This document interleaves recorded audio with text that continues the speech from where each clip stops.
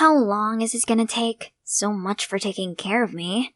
Lex, starting today, I'm locking your phone and laptop away. Cruel! Isn't one leg cast enough punishment? Excuse me, you don't deserve to have a say in this. If you hadn't bought our daughter that death trap motorbike in the first place, she'd still be intact. Yeah, sorry for making sure she doesn't grow up boring like her mom. Yeah, another lecture on how irresponsible I was eventually turned into a quarrel between mom and dad instead. They stopped only when mom needed to leave for her business trip in Egypt. I'm done arguing with you. I have a flight to catch. I've got my eye on you, young lady. All the way from Egypt? That's kinda hard. Well, at least Dad's here, so I won't be by myself. The next morning, I woke up to see a note stuck to the fridge. Alex, I'm shooting my new movie in Spain for a few months. There is a strict no-phone policy to avoid leaks. So if it isn't urgent, don't call me. Love, Dad. Seriously? Choosing work over me? Why am I still surprised? That's when you get when you have a world-famous actor dad and an award-winning photographer mom. They're rarely home, and whenever they are, they're constantly at each other's throats. All the more reason for me to hang out with my biker gang. I love motorcycles. They're my only getaway. But that's how I messed up my leg. In my defense, I could totally nail that trick and win their stupid bet, if it wasn't for that bumpy road. However, not a single one of my homies has checked on me since then. Not even my boyfriend Blake. But what's really bumming me out is that school's out for summer, yet I can hardly move. So, bored out of my mind, I came up with a new way to entertain myself, which was playing candid camera on this whole suburbia. Thanks to my mom's camera, I had eyes on the newlyweds Cunninghams on the right, the Carpenters on the left, a few other houses, and, ooh, tiny Timmy across the street. I swear to God, I almost thought some hunky guy had just moved in. My childhood friend Tiny Timmy had officially grown into Timothy. He looked just like a muscular version of Timothy Chalamet. Then Tim suddenly sat up and we accidentally made eye contact. Awkward. Looking good, handsome? He's even cuter when he smiles. Oh, he's replying. Even better up close. That's bold, Timmy. Too bad, though. Sorry, lame. Tim looks confused at first. Then when he saw my cast, he immediately leaves the room. Huh? A broken leg is enough to scare him off? He's lame. Then the doorbell rang. Hey, that took a while. You're here? Of course, you need to have a closer look, and could use a hand, or a leg. Yeah, come help this damsel in distress. From then on, Tim came over every day to help me out around the house. He'd been really helpful and even tried riding my motorcycle so it didn't have to sit idle for too long. Other than that bulked up body, he's still the friend I knew back in the day. We still had so much fun playing video games and watching movies together. You have to watch Bodies, Bodies, Bodies. It's nuts. Actually, I thought you might be into Lady Bird. Such a heartwarming coming-of-age story. Ew, no way. Timothy Chalamet is in it. Okay, sold. But how do you know that it'd sway me? I just do. Like how I know you spy on me from time to time, which, by the way, is super creepy. Yeah, right. As if he didn't intentionally leave his blinds open while working out, Mr. Shy Guy. One day, as usual, me and Tim were hanging out, when suddenly my dear boyfriend Blake made a noisy entrance. Babe, you won't believe this. There's a racing tournament going on in the Upper West Side. You have to come. What's going on here? Sup? What do you mean, sup? Who's this little brat? Oh, this is Tim. Tim, this is Blake. Say hi. Hi. I don't care. What do you think you're doing? Watch your tongue. You've been ignoring me for weeks, and now you show up raving on about some dumb street racing contest? You don't even remember that I broke my leg, do you? But, you're mine! Blake was fuming like a bull ready for battle, and about to throw hands at Tim, but he stopped his fist mid-air. A defeated-looking Blake fled off as soon as he got out of Tim's grip. Coward. I apologized to Tim for dragging him into this mess, and he was surprisingly cool about it. Just curious. How did Blake and you become a thing? He's the leader of the biker gang, so I thought he was cool. But honestly, I never expected our relationship to last. Just like every other couple's. Exhibit A, my parents. I see. My dad's a good example as well. Then Tim revealed that his dad left his mom for another woman last year, which really upset him. I could relate so much to his situation. Maybe being locked up at home wasn't so bad after all, since we had the chance to catch up on everything. But the following morning, when I was chilling in my room, something horrible caught my eye. Something blonde. It looked like she was returning a hoodie to Tim. What kind of friend borrows a hoodie and acts like that around each other? Let's see what he has to say for himself. Who's that blonde? What was she doing at your place today? What? Who? She might look like strawberry shortcake, but don't be fooled. Whatever love you two might think you have will soon fade. That sweetness will turn sour in no time. Tim just burst out laughing. What's so funny? What made you think so? You don't even know Annabelle. Don't believe me? See for yourself. I then showed him all of the secrets I'd uncovered in our seemingly quiet neighborhood. First off, the couple from number 9 were both having affairs. The daughter from number 11 was using her boyfriend to hide her real relationship with another girl. And last but not least, the Carpenters, who seemed like suburban couples goal, actually had a far from blissful life due to Mr. Carpenter's drinking problem. In conclusion, there's no such thing as real love. I see your point, but on the other side of the spectrum, genuine love does exist. Tim points the camera towards the Cunninghams. I'm not buying their poster couple act. Then, one day, Tim said he had to work overtime at the library to prepare for an event with, you guessed it, Annabelle only. I had to hide my anger as I watched him drive off with Blondie. With nothing else to do, I decided to watch the Cunninghams. Geez, how could they seem so lovey-dovey all the time? I wanted to take my mind off of Tim, but the more I observed them, the more I thought about him with that Barbie. That's when I saw a book that Tim borrowed for me from the library. Looks like it's time to return it. I Ubered there, but there are many people here as well. Why did Tim say that the two of them would be here alone? Tim's face turned into the scream when he saw me. Didn't think I could get this far? Hi, don't mind me. I'm just here to return this. You should have just given it to me. Oh god, no. I can see that you're busy with Annabelle, isn't it? Yeah. How do you know my name? Oh, let's see. You remind me of that creepy doll who's also an absolute nightmare. Tim then immediately dragged me away. See? He's caring for me, not you, Annie. However, the fun was interrupted right away when I saw Blake outside. Time for you to pay. Tim immediately stood between Blake and me, but to our surprise, Blake signaled for his goons hiding close by to show themselves. Clearly outnumbered, I tried to stop the situation from getting worse. Let's be civilized here. We can sort this out without violence. You're right, babe. We can settle this with a bet. Whoever can do the trick that broke Lex's leg and top it off with the Akira slide can have her fair and square. The loser has to back down. First of all, I'm not some kind of trophy. Second of all, that stunt is incredibly dangerous. Right, Tim? Sounds worth it, though. Have both of you lost your minds? Tim went first, and even though he flunked it, he managed to land without a scratch, while Blake landed on his face. Of course, that fiasco got the whole gang so embarrassed, they scrammed immediately. But I was still so annoyed. Congratulations, you won absolutely nothing. Not that I didn't care about him, I just couldn't stand his recklessness anymore. The next day, I was woken up by a doorbell. So, what are you here for?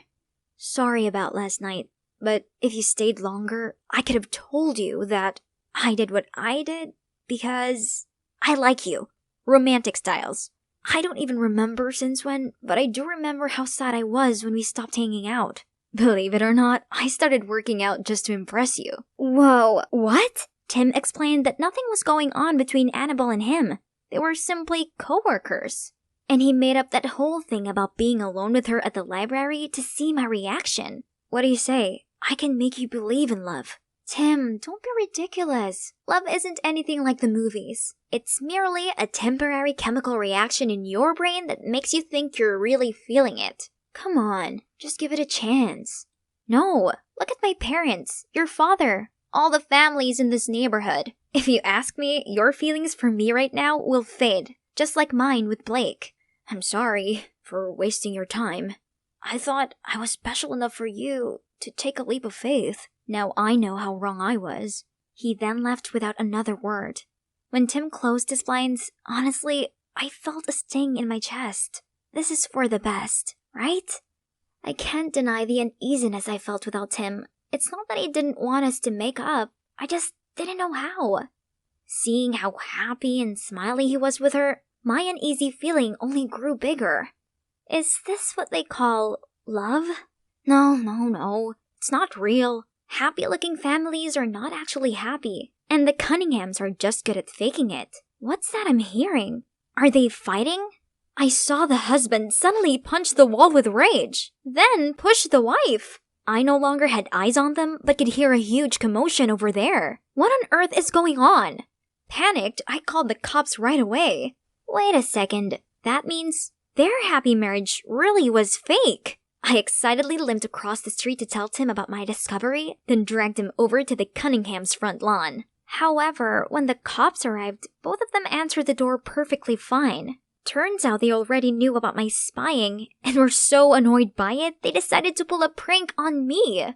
Great, my curious neighbors have also witnessed this whole humiliating ordeal. But the worst part was seeing the disappointment on Tim's face. You have to stop being so stubborn. Not every family is like yours. I couldn't say a word, not even when the cops gave me a warning. That night, I tossed and turned as Tim's words wiggled around my mind. Suddenly, something caught my attention. It's from Tim's house. Some flashlights were moving around. I tried calling Tim, but he didn't answer. Of course, he'd be in deep sleep by now. Calling the cops was useless because of that very recent embarrassing incident. That's it. I'm doing it myself. Out there on Tim's front lawn, my heart was beating like crazy. Thieves! Thieves! The startled thieves turned around, so I blared the air horn, then shouted, "Freeze! Stay where you are! Hands over your heads!" But obviously, I, a teenager with one working leg, never actually expected any criminal to stand still. They quickly got a hold of me, and right when I thought my life was over, "Get away from her!" Tim, thank goodness! Other neighbors also came and stopped the thieves. Tim called the cops, and this time they reported to the scene ASAP. Phew, that was insane. Mrs. Jones, Tim's mom, thanked me and invited me to stay the night. It's really nice of her, even though she burst out laughing when I explained the situation with the Cunninghams. When Tim went to grab some drinks for us, she asked me why I was alone in this condition. So I spilled everything about my family. Contrary to her reaction just now, she showed me sympathy. From her experience, love didn't always have a happy ending, but it doesn't mean it's not real. Tim's dad and I had genuine feelings for each other. It's just that over time, things changed. We're open to accept this and be honest with each other. That's what real love is.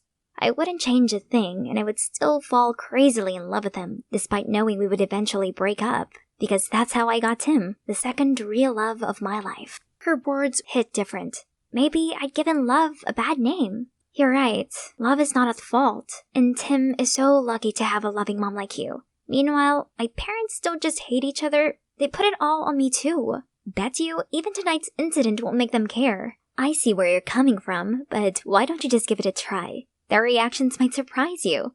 So, I called them up, and guess what? They both sounded concerned on the phone and said they'd come home as soon as they could. See, I told you so. It's alright now. Timmy, please show Lex where she'll be sleeping. That was really brave of you. Being all heroic out there despite your whole situation. I wouldn't have risked my life if it wasn't for what? I'm all ears. For you. I'm sorry I overreacted. The thought of becoming a boring old couple who hate each other bugged me. But then I realized if we were together, we wouldn't have to be that. We could be like the Cunninghams. That doesn't sound too bad now, does it? I guess not. Next morning, I woke up to my parents' call. They actually kept their promise this time. My mom explained that she thought Dad was home to take care of me, while Dad absent-mindedly assumed Mom only left in a fit of anger and was going to return soon. So they really do care about me. They just have a terrible way of showing it. They stayed together, thinking it would be best for me. But the unending tension and bickering was eating us all up from the inside. This incident opened their eyes, so they agreed to have a peaceful divorce while still looking after me together. I'm finally free from the cast. But I actually feel even more liberated than before. Is this the power of my newfound belief in love? Is it because I've realized that love was around me all along? I'm not sure myself, but who cares? Alex and Timothy signing off.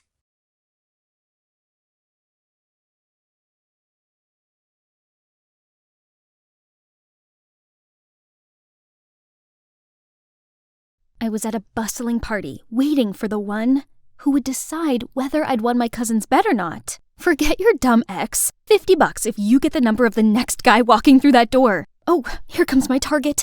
I hurriedly approached him, but stumbled and we're kissing. I could feel the taste of grapes on his lips. I immediately pushed him away and stood up.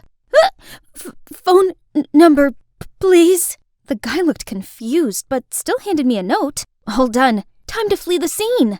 Hi, I'm Agatha, a super introvert who hiccups when nervous. And lucky enough, my kooky cousin dragged me to this crazy party. I ran home to see Mum looking all excited. Oh, my sweet child, you're back already. It's just not my thing, Mom. But cooking is. I have some amazing news. The local soccer club is looking for a chef, so I recommended you. And guess what? They said you can start ASAP. Yes, I've dreamt of becoming a chef since I was little, and now that dream will soon come true. Yahoo! Today's the day. I eagerly arrived at the soccer club, but my jaw almost hit the floor when I saw Mateo, my ex. What was he doing here? Flustered, I looked away and saw that guy from the party. What on earth? My life's officially over. After the introduction, I immediately ran to the pitch for some fresh air, but then a hand patted my shoulder. It's him again. No calls or texts? You asked for my number. Are you that shy? I'm Killian, by the way. It was just a joke. Please leave. But then he stepped even closer. Panicked, I pushed him away. Almost made him fall backward. I tried to catch him, but not again. This time he smells like chocolate. Oh, you like my lips this much? Why not just say so? Holy moly! I ran straight away without looking back. I better stay 10 miles away from him. Suddenly I saw Mateo passing by. Has he seen anything? But why bother? As if he cared. He dumped me. Okay, Agatha, you're here to work, so focus. But with these jocks around, it's not that easy. They always jump scared me when I was doing my job and made fun of me when I got lost in the changing room. And Killian was always there in time to save me. Everyone, stop.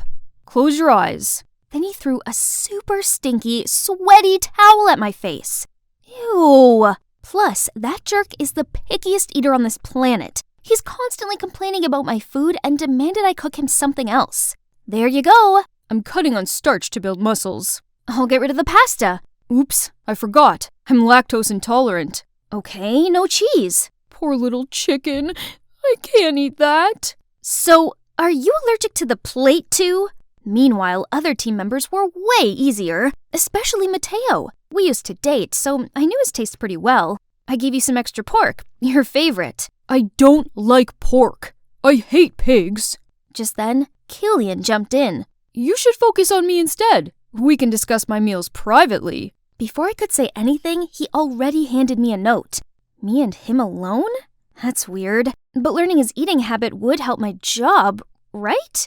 Nope. Big mistake. Killian had an endlessly absurd list of diet restrictions. No more than 2.5 grams of salt a day, mayonnaise on everything, no mushrooms, and spaghetti without tomato sauce. Did he just descend onto Earth? And during the meal, this dude kept smiling and staring at me. You like me or something?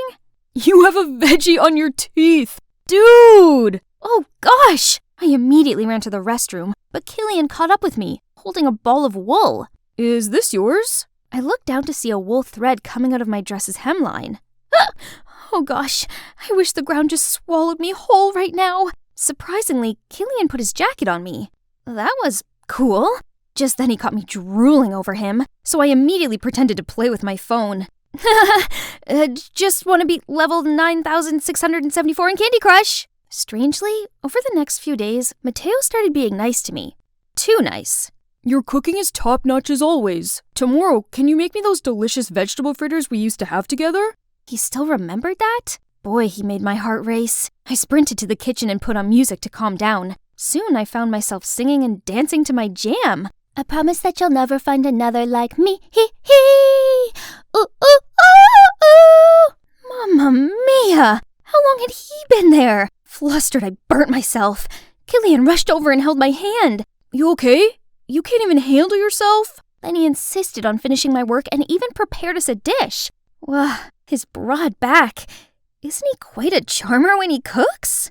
We talked a lot, and turns out we share a ton of things in common. Beneath his teasing, he's actually gentle, caring, and a good listener. I suddenly realized that I had stopped hiccuping since ages. One afternoon, while giving out water, I saw Killian. Oh wow, it's like the sunshine drew a halo around him and his exquisite face. Wait a minute, why was I smiling? Suddenly, a fancy-looking girl came over. Killian, why didn't you reply to my messages? You left me hanging all night. Look, I have dark circles now. That's on you. I went to leave, but out of nowhere, Mateo pulled me into a corner. Why were you so close to him? He's only messing with me. Huh? What do you mean? He competes with me in everything. I was cold to you to protect you. Now that he knows you're important to me, he'll harm you to hurt me. I think he's just trying to be nice. His dad is our club's biggest sponsor. You really think he wants to hang out with people like us while Sloan, whose family owns the largest hospital in the state, is here? I don't know what to believe anymore. However, I had to admit they looked like a perfect couple. While holding a coffee tray one time, I clumsily bumped into Sloan. Are you blind? Why do they let a doofus work here? Come on, Sloan, you bumped into her. He sure seemed sweet to me. Maybe Mateo had misunderstood him. Then once, I spotted the two of them in a quarrel where Killian even pushed Mateo. I tried to intervene, but they brushed me off. What was going on between them? A few days later, I returned from the grocery store to see the head coach in a fit of rage. Explain to me how Mateo is hospitalized for eating your food. What? Why? Stop it! You're fired! My head spun in a million circles. I hadn't done anything wrong. I was packing my things when Sloan appeared. Well. Looks like Little Miss Muffet met her match. Only need some simple tricks to get rid of you and your phony, needy act. Stop dreaming about Killian. You're not at our level. Wait, our? Who's with you? But Sloan just smirked and strutted away. That's when the memory of Killian and Mateo fighting struck my mind. So, Killian must have conspired with Sloan to harm Mateo and ruin my career in the process? How could he? Still, he had the cheek to text me as if nothing had happened.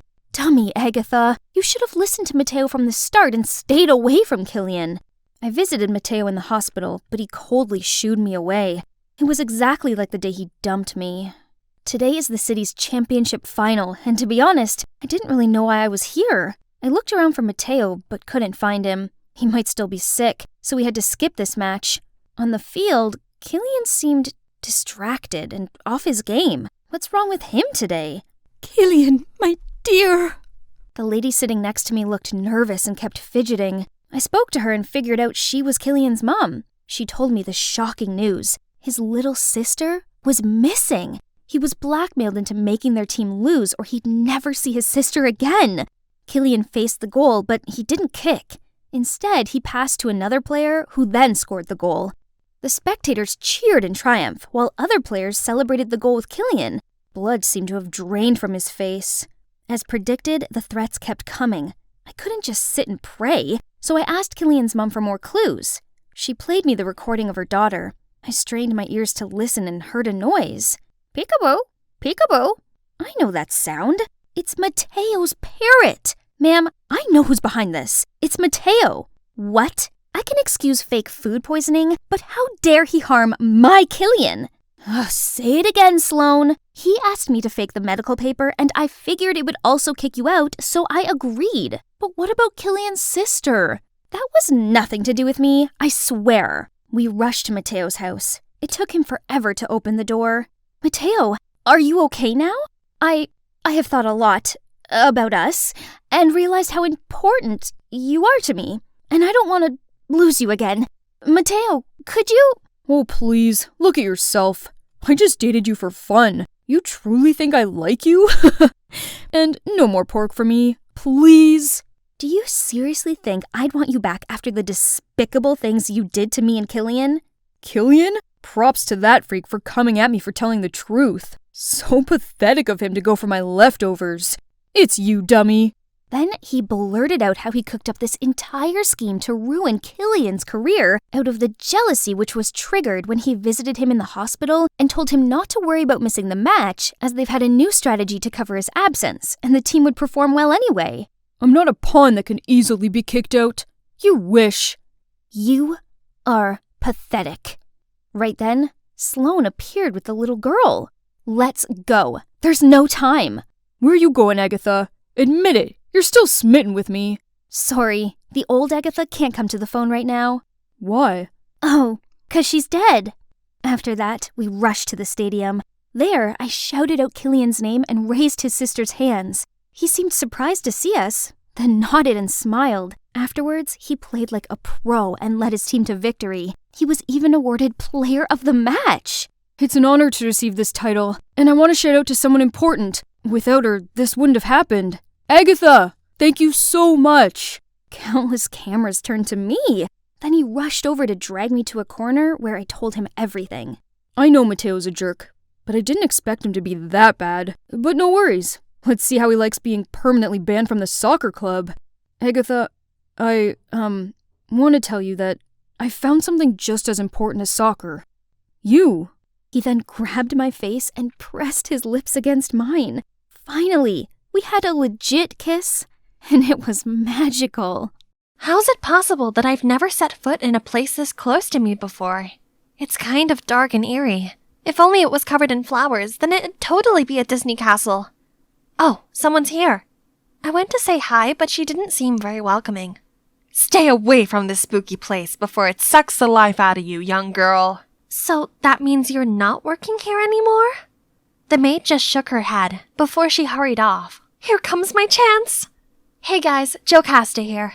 And this Dracula-esque castle is none other than Mr. Joseph Williams. Are you wondering who that is? I'm curious too. All I know about him is that he's my parents' creditor, and I'm here to ask him to extend the deadline for their debt. But as one of his mates just quit, I could work here to pay off the debt instead, right? Hello, I'm Jocasta, your new maid. No answer. Should I just come in? If anything, the master should blame the old maid for leaving the gates open. So I had to find my own way inside. Hello? I'm the new maid. Master, are you here? No? Not here. Not here either. Is he still sleeping at this hour? Oh, there he is. Huh? He's not old and gray like I thought he'd be. I introduced myself, then he returned to his painting and coldly said, Work off your debt? Fine. Let's see how long you'll last. Just keep in mind, don't ever make me angry.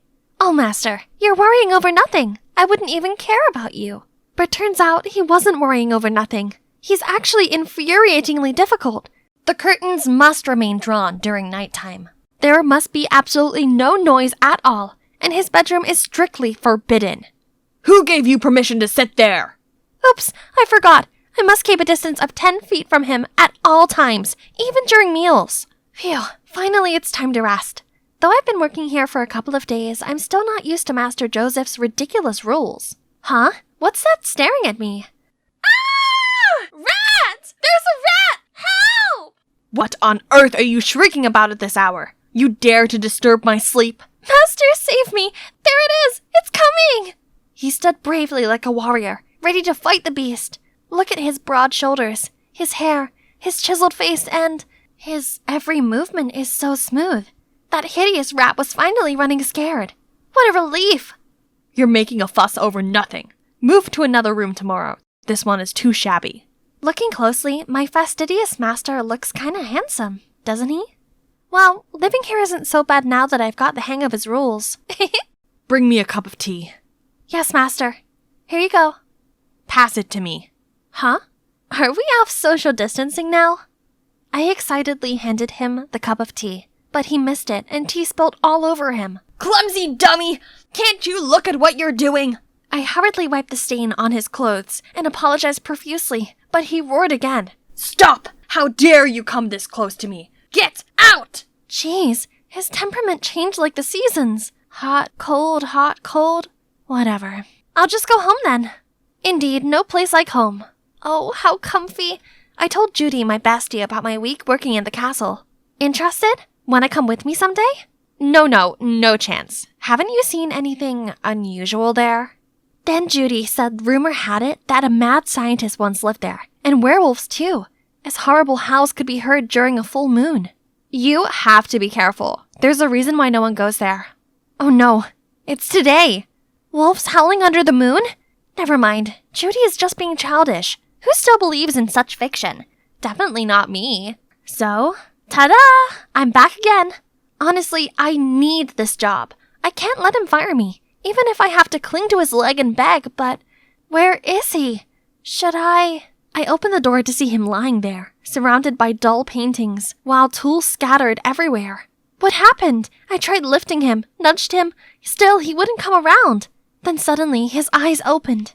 Hey, the 10-foot rule doesn't apply because that was an emergency. Have you eaten anything since yesterday? As I thought, if you still want to kick me out now, you'll have nothing to eat. After that incident, Joseph seemed more at ease. He stopped threatening me with his rules and just let me ramble on. One time, when I was napping on the couch after cleaning, he even put a blanket on me. I haven't slept yet, dear master. Then one day, a middle-aged woman appeared at the gate. She introduced herself as Joseph's mom and gifted him a beautiful bird. But she didn't come inside and just sarcastically said, "Oh, my son's got a new maid again? This weird boy. So sorry for you, poor girl." I brought the bird to Joseph, excitedly told him that his mom just dropped by. "Look what lovely present she got you." Lovely? That woman's just mocking me. I'm stuck in this place like a bird in a cage. I think it's a thoughtful gift. You seem to like painting birds. Stop prying. This is none of your business. Okay, I'm sorry.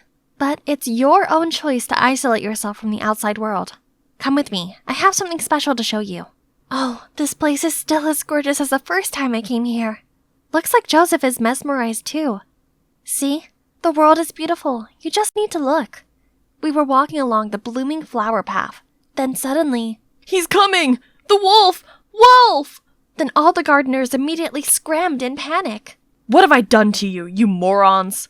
Beautiful, you say? Then Joseph stormed off. I tried to catch him, but ouch! I tripped over a rock. Oh, it hurts! It frickin' hurts! Then let me apply the antiseptic cream. No, that will only make it worse. Maybe doing something fun could ease the pain. I'll be distracted from this. Please, can we watch a movie? And of course, he couldn't refuse. Oops, awkward. Clearly I didn't think it through when picking this rom-com. Wonder what my master is thinking. Oh gosh, there's no need to be that emotional. His scary appearance startled me. Eyes turned white, mouth snarled, as if he wanted to eat me alive. I tried to stay calm to ask him what was going on, but Joseph was like a madman, frantically smashing things and howling. Stop, Joseph! Please don't do it! Ah, my arm! Realizing that he'd just hurt me, Joseph seemed to regain his senses. He then ran off in a panic. I quickly hugged him. It's okay, calm down. Once he'd felt better, he started telling me his biggest secret. Since childhood, he'd had difficulty controlling his emotions, which often led to outbursts of anger. Later on, the moon also triggered this reaction after his stepfather passed away on a full moon night, and it then became traumatizing because Joseph feared he'd been the cause of his death. That was also the cause of the tension between him and his mother. I think I was born with this strange condition. As a child, my stepfather used to give me some medicine to keep it under control. His stepfather used to give him pills? Judy also mentioned the mad scientist who used to live here. Is that... I have to figure it out. One night, I sneaked into the room that Joseph forbade me to enter. On rummaging around, I found a tape that showed me the whole terrifying plan of his stepfather to regularly give Joseph a power-boosting pill as an experiment, and also to take him to the mountains to test out some new crazy invention. What on earth was that? But I can't tell Joseph right away. He needs to be mentally stable first. So I started off by taking him out for a walk, and when he felt comfortable enough, I suggested we go downtown together for some grocery shopping. He was just like a hedgehog, prickling up every time someone accidentally touched him. But, of course, I know how to tame this hot headmaster, just like this. There you go. Then we started tidying and redecorating the whole castle to liven up the mood of this place. When we got to the last room, his stepfather's, he seemed a bit hesitant. It's been so long. This room also needs cleaning, else the furniture may become damaged. Do you know anything about your stepfather's videos? How do you know? Then Joseph searched for a memory card, then gave it to me. I was so scared that I hid it and never dared look at it. I wanted to destroy it once, but on second thought, it contains the last images of my stepdad, so I've always kept it here. Huh? This wasn't what I meant. So there's another video apart from the ones I saw. This may shed light on everything. If you don't mind, can I watch that video? I'm quite curious. From that day, we never spoke of the videos again. Instead, we went for walks, cooked, and meditated together. And today's schedule is this art exhibition. Look at his surprised face. They look familiar, right? Don't tell me you don't recognize your own artwork. It seems that each painting tells a story. I can't wait to know who the artist is. They must be an experienced and profound person. I knew it. These compliments will help him erase his own self-doubts. Back from the exhibition, we noticed a delicious smell coming from the dining room. Who could that be? It was Joseph's mother. Joseph seemed surprised by his mom's presence, but I wasn't, because I was the director behind the scene. In fact, I secretly asked her to organize that exhibition. Watching the video cleared everything up.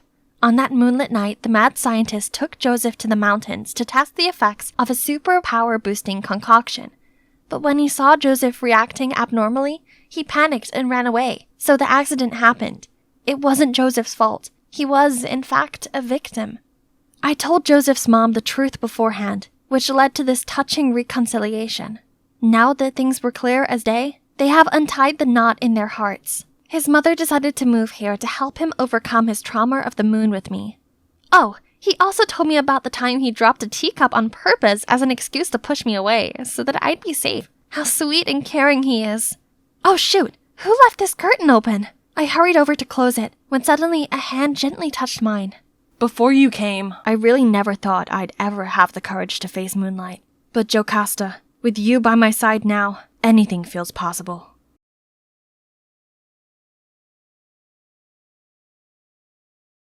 I was walking through the forest when a scream startled me. A man running in horror from a pack of wolves. I quickly howled at them, then crouched down. Distracted, the wolves stopped, left the guy, and cautiously sniffed their way over to me.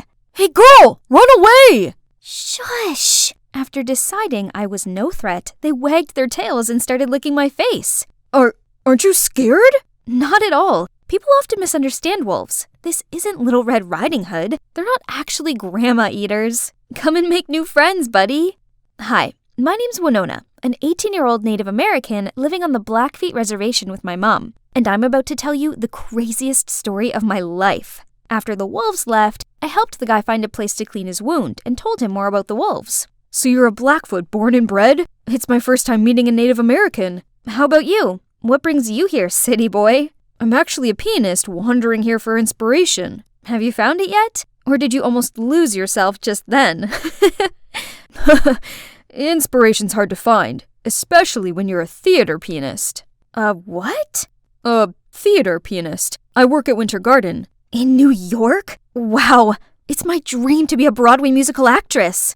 Actually, my theater's looking for a stage crew. You could start from there and I'll find ways to introduce you to the right people. I couldn't let such a once-in-a-lifetime opportunity slide. But the thing is, my mom absolutely resents theater arts and forbids me to even mention it. So, I gotta devise a plan. I brought Luke home for lunch. Mom was so welcoming and even prepared a great banquet. So, Luke, right? What brings you to Montana?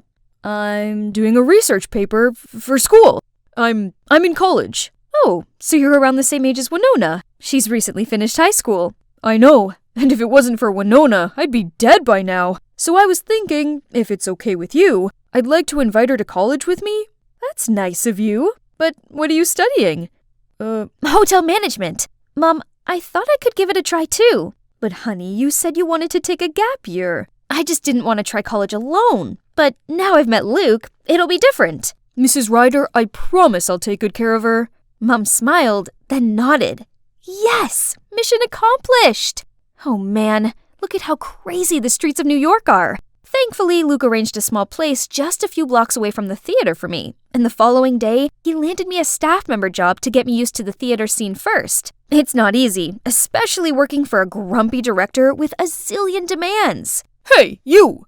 Yes, you cleaning lady! Out of the way! But just being here this close to the stage is incredible, right? One day, on set for Mr. Killorn's new play, he started yelling and throwing papers everywhere. Curious, I picked up the script and saw a line written in Blackfoot. Ketzikakumen? I love you? Mr. Killorn suddenly noticed me. Oops, I must have said it too loud. How did you learn to speak Blackfoot? My mom taught me. Oh, I live in the Blackfeet Reservation.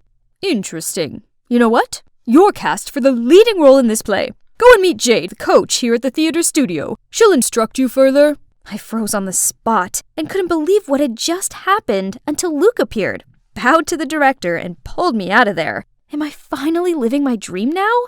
Here it is, the studio from the business card. Huh? Are they shooing a coyote? This stupid guy was waving his umbrella at the snarling animal. I tried to tell everyone to back up, but no one heard my tiny voice until the guy next to me suddenly spoke up.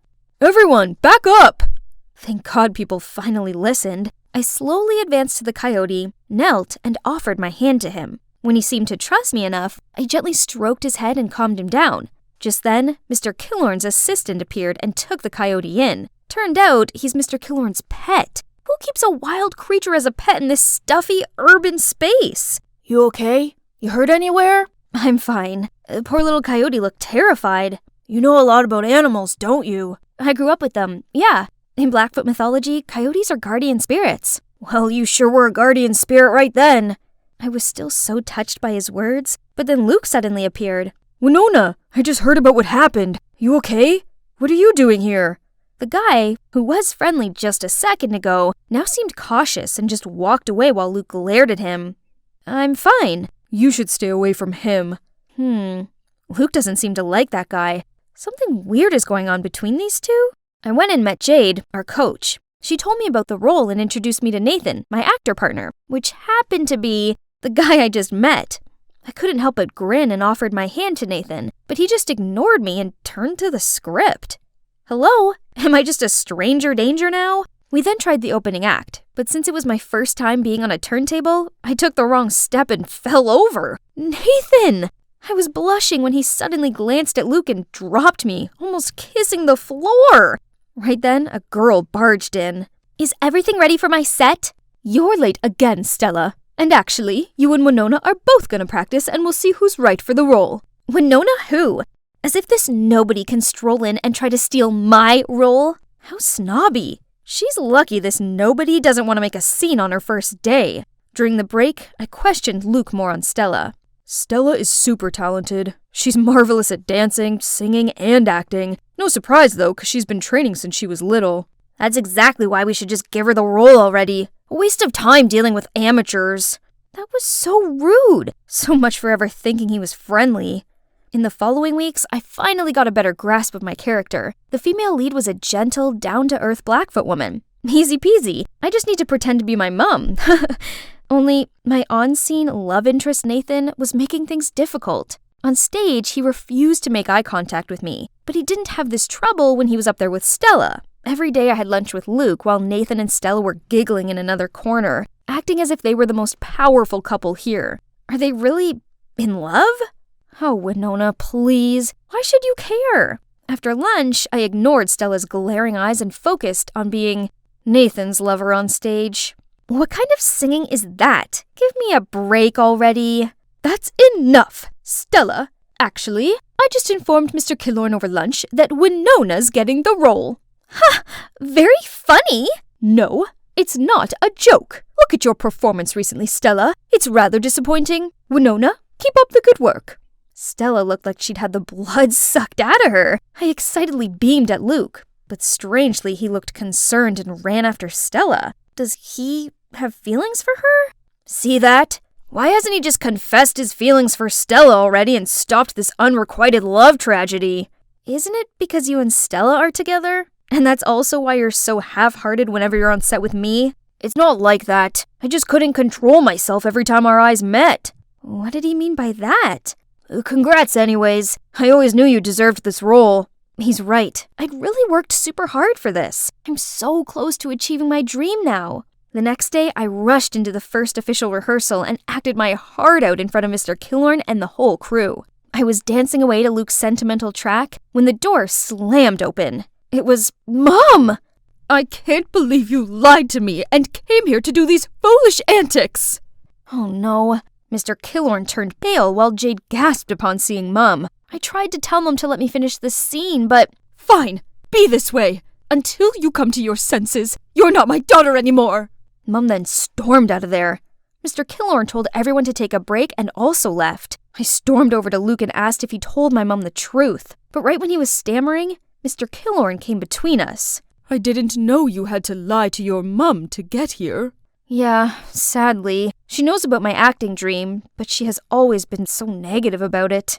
Is that so? Well, you're doing a great job. Continue practicing for the play. And maybe take me to your mum sometime and I'll try and explain this to her.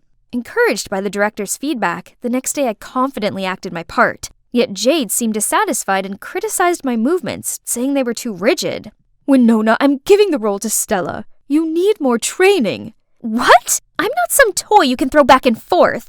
Was it all just a show to get me and her to pit against each other? What was that about? Why the change? You're not qualified. Go back to your mother. What has this to do with my mother? I didn't know what was going on, but I was sure of one thing. I needed to prove myself, so I stayed at the studio practicing, swinging and swaying my soul away under the studio light until I accidentally sprained my ankle. Right then, Nathan came out and helped me up. Why are you still here? I saw you stay, so I thought I'd stick around for a little longer. As he spoke, he gently pressed an ice bag on my ankle. I felt the butterflies flapping in my stomach, but suddenly remembered his attitude before and pushed him away, ready to stand up just to fall into his embrace again. You must think I'm so hot and cold, but I just didn't want Luke to misunderstand anything.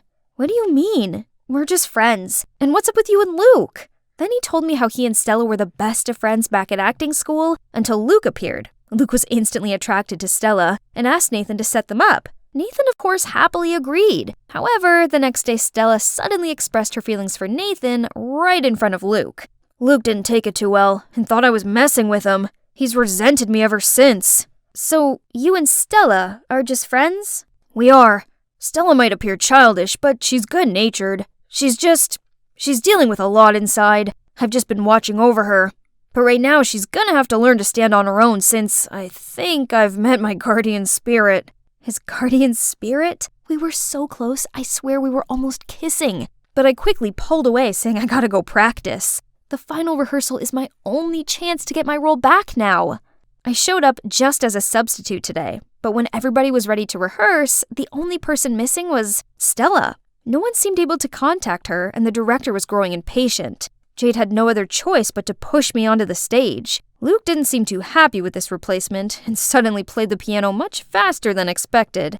Flustered, I took a deep breath and let myself float naturally to his rhythm. During the intermission, I asked Luke what that was about.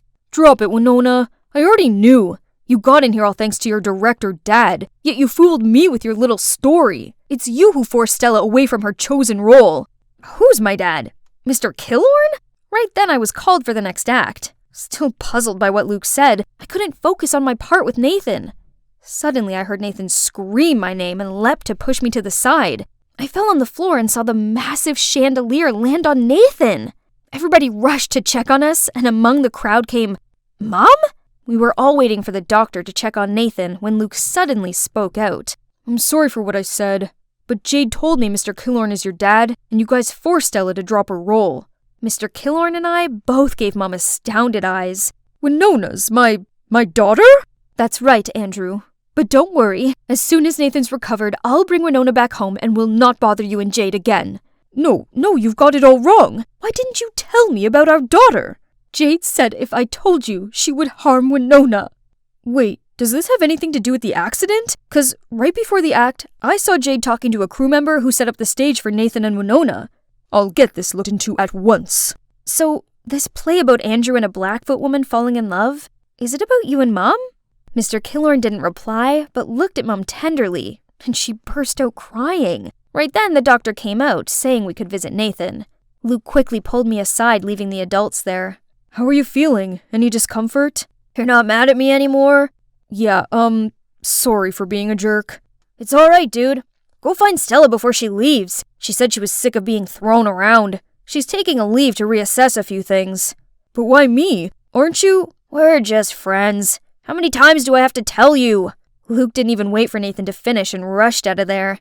I wished them a happy ending. And it's indeed happy endings all round. Not only for Luke and Stella, who are now officially an item, but also for Mom and Mr. Killorn. Or should I say Dad? Our family has finally reunited. On the other hand, Jade vanished as soon as her schemes were out in the open. Turns out, all of this was because she'd been in love with my dad for years. So back when Mom was dating Dad, she told her lies about him to get her to leave. Furious that both Mom and I were back, she decided to make us go for good. Dad helped me get a spot in the theater academy in New York, but he misses Mom lots, so always makes excuses to bring me and Nathan back to Montana. You guys need more inspiration, right? New York's just all hustle and bustle. So, how about we move the studio back here? Nathan, what do you think? I don't know, but wherever you are, that's where I'll be. I arrived home in really good spirits after an exciting training session, and my mood took an instant nosedive to see my devious cousin Caitlin holding my diary. Oh, wow. So your crush is Leo, the swimming club captain, huh? Give me it back. I wonder if the whole school knows yet. Don't worry, your devoted cousin is here to help. Thanks a lot, but I'll do it myself. Stop poking your big nose in my business. Hey, first, your nose is much bigger than mine. And second, about Leo, whatever. He'll be mine soon. Tit for tat. Payback for stealing my boyfriend. How ridiculous. And so not true. She should blame herself for having terrible taste in men instead. No thanks. I didn't want a player like him either. Hi, I'm Megan, the leader of the school scout club. I'm friendly, fun, and love going on adventures, just like my explorer dad. So of course, girls like Caitlin don't scare me. From day one of my dear cousin moving in with us, it was clear we were never going to get on. I love to run around the garden and learn interesting survival tricks with my dad, while Caitlin can't even stand a speck of dirt. Oh my god! Billions of germs are attacking me! Get me sanitizer! Now! And it didn't help at all that Caitlin's jerk of a boyfriend asked me out right after breaking up with her. Despite my clear disinterest in him, she blamed me. That's when we were officially like Cardi B and Nicki Minaj and the prank wars began. She drew on my face in permanent marker while I slept, stuck gum in my hair, and once she even tried to shave my eyebrows. But who am I, huh? I can beat her with only one move. But now, the stakes have been raised. She's going after Leo. So I need to confess my feelings to him ASAP before Caitlin butts in and ruins it. The perfect opportunity would be the upcoming school field trip for top students, which Caitlin definitely can't join. And there'll be plenty of chances for me to impress Leo. But there's one slight problem. It's by a river. OMG, thinking of it made me want to pee my pants already. I have thalassophobia, which is an intense fear of large bodies of water. Of course, I keep this a secret because no one will take me seriously as a scout leader if they find out about this. However, this is a once-in-a-lifetime deal, and no way can I just sit at home while Caitlin digs her claws into Leo. So, I signed up for the trip, and set up a master plan for it. Baby steps. I mean, literally. I signed up for swimming in a kid-friendly pool. Easy peasy lemon squeezy. Oh, but why are my legs trembling like this? Ha ha. It's not like I've morphed into a jellyfish or something. Look, the pool is turning into the scary ocean ready to swallow me! Help! Suddenly, a boy with a floaty bumped into me. I fell on my butt and my leg touched the water. Something grabbed me. Loch Ness Monster! It's eating me alive! Just then, a kid popped up and started laughing at me. It's okay, Megan. Happy thoughts. Think happy thoughts. Ah, this is much better. But then I felt splashes everywhere. I tried to avoid them but ended up toppling over and fell into the water. Panicking, I spluttered and flailed about. I couldn't care any less about everyone looking at me weirdly anymore and just screamed for dear life. Suddenly, strong arms pulled me out of the water. Then that guy carried me, and my face pressed right against his chest. Holy moly, it felt harder than a rock. You all right? Oh, my Superman, I'll be your Lois Lane. Ew, snot is streaming down your face. Disgusting. Gosh, this is so embarrassing. I got dressed at the speed of light and ran out of there. Hang on, something isn't right. Hey, missing something? Jesus, this jerk still tried to embarrass me at the last minute? The only good guy in this world is my Leo. As if it's still not enough to call it a day, I came home to see Caitlin watching a scary movie about a giant shark. Sup, scared of me already? It's not too late to cling onto my leg and beg. Who's scared? This stupid show. It's obviously all CGI. There's no shark in the world that could be that big. And, they're labeled as dangerous, indiscriminate killers that eat anything in sight, but in fact, sharks are most often the victims. Whew, my acting was not so bad, was it? Finally, the field trip participants list was published. Of course, my name was on it, and Leo too. But wait, why is Caitlin here? She's always wrapped up with boys instead of studying, and doesn't even remember the multiplication table. What? Can't accept the fact that I'm a genius too? FYI, I am super quick at math. Really? So what is 356 plus 445? Easy, 234. Huh? That's not even close. But it was quick. See ya on the trip. I'll be watching you, sis. The day finally came, and our tour guide is Mike, the best scout in the state. But hold on, why does this guy look familiar? Oh no, that's the guy who saved me at the pool. Scared that he'll expose me, I didn't know what to do but to give him the stupidest smile. To my surprise, he seemed not to remember me at all. Then he asked me to demonstrate the first activity with him, vertical neck climbing. It's time for me to shine. Eyes on me, Leo. Gosh, this guy climbed like a monkey, but don't expect me to accept a loss. I was enjoying the victory when Caitlin approached me. Everyone knows that muscle power is only to make up for a tiny brain. Yeah, great shout, Megan. Use all your energy up in one go just so you can show off. Are they cut from the same cloth? Never mind. Leo's looking at me. His eyes are so dreamy. That was even more powerful than 10 cans of monster drinks. Nature hunt, monkey bridge, Tarzan rope, all these challenges didn't make me break into a sweat, and Leo even came to praise me. That's incredible, Megan. How can you do that? Oh, Leo, I only had an apple for breakfast, so now I'm having hypoglycemia or something. I'm so dizzy. OMG, my dear cousin should really get an Oscar nomination for her fake act. I gave my sweetest smile and helped her. Just so when Leo wasn't looking, I tripped her up and she fell face first into a muddy puddle. Leo tried to wipe it off, but ended up turning her into a monkey. Then Mike walked past and said, Wow, this layer of makeup is a big improvement. His cattish tongue seemed not to leave anyone alone. In the afternoon, I took my free time to wander around and saw a pretty bird. I wonder what it is. That's a red-capped manakin. Very popular in Central American forests. Wow, good knowledge. Thanks for telling me without being asked. They have a signature dance to impress their mates. Any idea? A moonwalk that rivals Michael Jackson's. Wait, what? Why did I laugh so hard? He might be funny, but he's still a jerk. The last activity of the day was using rocks to make fire, and I was paired with Leo. Thank you, universe. I squidged up close to him and offered him a mint. He happily took it, but then suddenly turned red and started choking. I leaped into action and hit him hard on his back, making the mint fly out. Leo immediately took my hand. My guardian angel, where have you been all my life? Anyway, would you like to join me for a walk later? I have something to tell you. Yes! Sure. Where do you want to go? The riverbank. Romantic, right? River? I'll die there. But so what? This is my chance. If I die, I'll die under the title of Leo's girlfriend. Totally worth it. I arrived to see Leo already waiting. His skin was glistening beneath the setting sunlight. He was like my very own Edward Cullen, but it didn't make me any less scared. Oh, you're here. You look pale. Are you sick? Oh, no, I'm fine.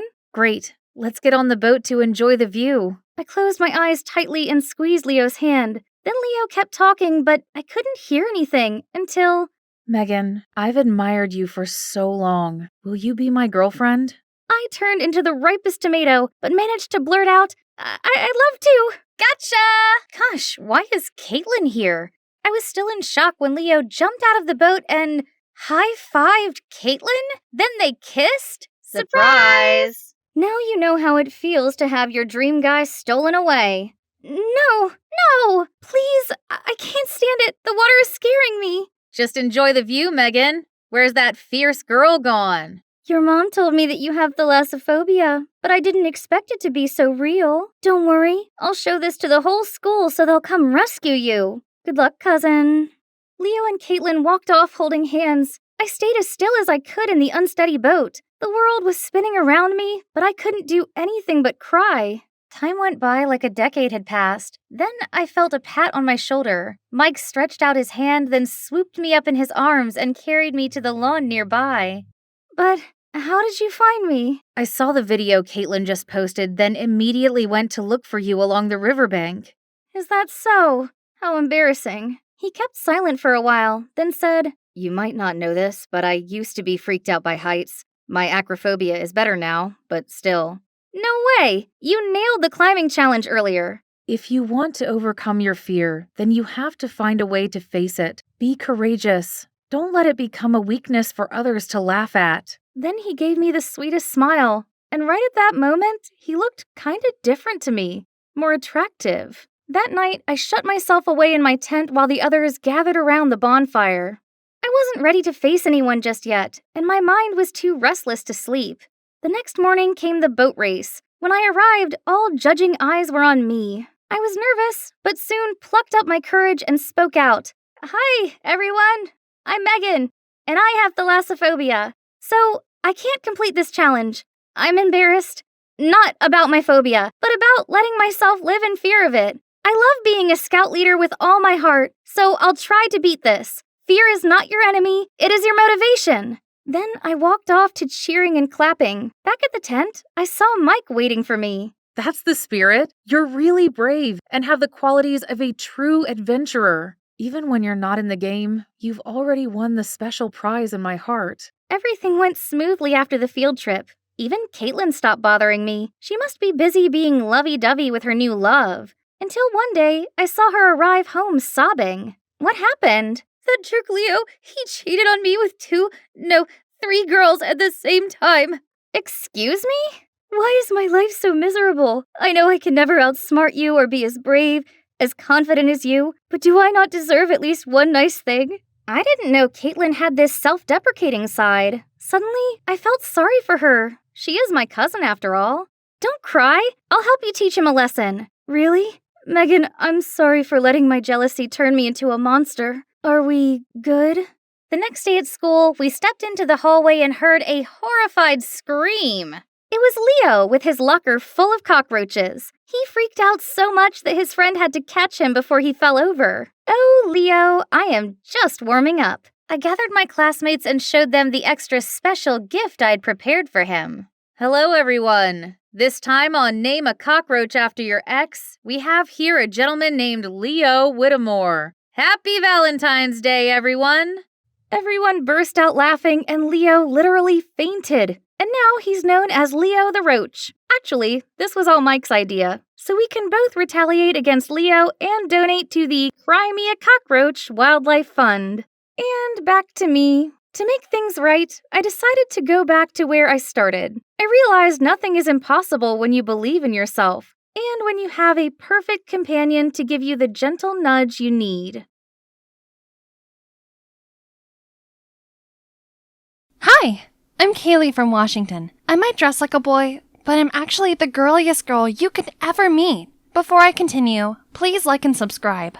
I was born with shiny blonde hair and blue eyes, just like my mom. I never met my dad, but it wasn't really a big deal. There's no need to live in some fancy castle to feel like a princess. I was already one in my mom's eyes. She always pampered me with the cutest things in the world. You could give Rapunzel a run for her money, sweetheart. But tragically, Mom left me in an accident when I was 10, and I had to move in with Selena, my mom's friend.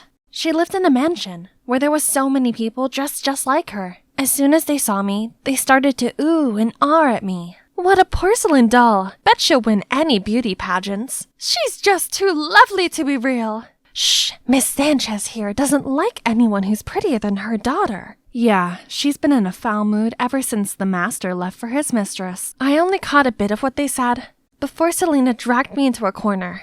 Sweetie, you heard them. Boys are bad news. Just look at your dad, for example. So stay away from them. Got it? And the only way to repel them is if you look more like them. Then she told me to wear contact lenses to hide my blue eyes, cut my long locks, threw away my dress collection, and bought me clothes that basically drowned me. And voila, I looked just like a teenage boy. One day, I was alone in the kitchen when I heard someone shouting, "Bring me 2 smoothies now!" I brought in 2 avocado shakes, but accidentally splashed one all over this girl's face, turning her into Shrek. Watch what you're doing! My daughter's angel face is destined to be Miss USA! How dare you! I'm sorry, ma'am. Relax, Mom. Avocado face masks are all the rage anyway. Sadly, I still had to take my punishment, but suddenly the girl walked towards me. Hey, I'm Beatrix. Let's go and play. But Don't worry, I'm here. My mom won't punish you anymore. Then she took me to her room. Wow, she even has a castle inside? Beatrix then put some wigs and makeup on me. I looked at myself in the mirror, and memories of my mom came rushing back. I quickly pulled out the photo of her that I carried with me all the time. We looked so alike. I was about to take my lenses out when Selena stormed in and dragged me back to my room. Don't you ever let me catch you here again! And keep your distance from little mistress. We're not from the same world as people like them. Remember that? But little did Selena know, Beatrix had just asked her mom to allow me to go to school with her. And ever since then, we've been literally inseparable. I mean, literally. She clung to me from living room to kitchen, from home to school. Honestly, the only time I could have a moment of peace was when I went to the restroom. Phew. Oh, maybe not. And each time we hung out was more than torture. I had to fight against the urge to act girly, hit my own hands whenever they started to reach for those pretty things, and now they ended up swollen. Think I'll glue them in my pockets next time. Then, one day, I arrived at school to the most terrible news ever.